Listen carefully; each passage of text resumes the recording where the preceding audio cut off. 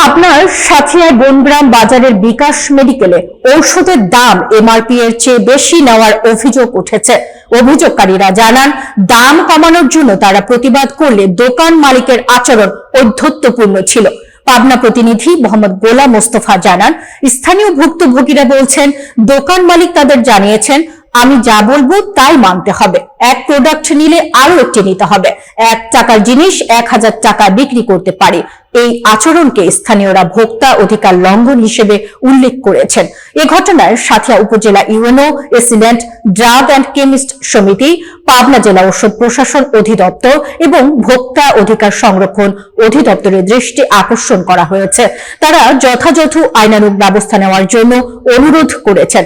ভোক্তাদের পক্ষ থেকে বলা হচ্ছে, এমন পরিস্থিতি আর চলতে দেওয়া উচিত নয় এবং সংশ্লিষ্ট কর্তৃপক্ষ যেন দ্রুত ব্যবস্থা নেন।